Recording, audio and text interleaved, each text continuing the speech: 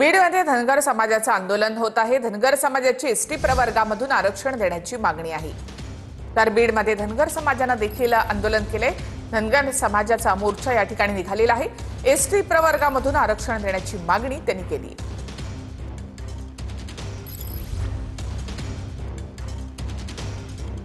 धनगर समाजाची एसटी प्रवर्गामधून आरक्षण देण्याची मागणी ही थेट दृश्य बीडमध्ये धनगर समाजाने मोर्चा काढलेला आहे। एसटीतून आरक्षण द्या अशी मागणी धनगर समाजाने केली आहे।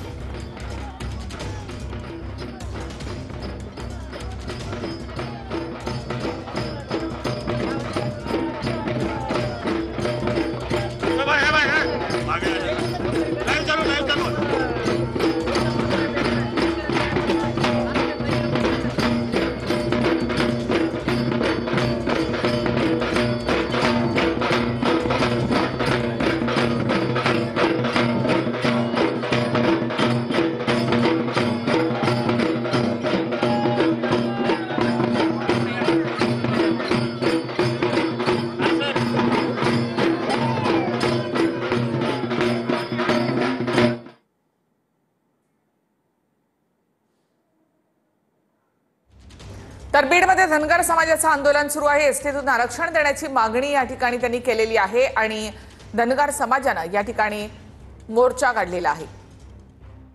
एसटी प्रवर्गातून आरक्षण द्या अशी मागणी धनगर समाजाने केली आहे। अधिक माहितीसाठी थेट आपण जाऊयात आमचे प्रतिनिधी अशोक यांच्याकडे। अशोक, धनगर समाजाने पुन्हा एकदा या ठिकाणी मोर्चा काढलेला आहे, काय त्यांचं म्हणणं?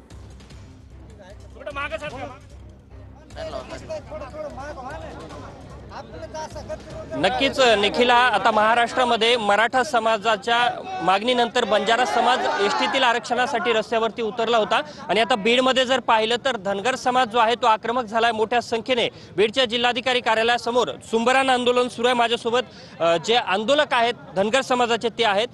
काय सांगाल, प्रमुख काय तुमच्या मागण्या आहेत आणि आज तुम्ही इथे आंदोलन करताय? गेल्या अनेक वर्षापासून तेच आम्ही सातत्याने सांगतोय आपल्या माध्यमातून की धनगर समाज एसटीचं आरक्षण जे आहे ते ह्या सरकारने तात्काळ लागू करण्यात यावं।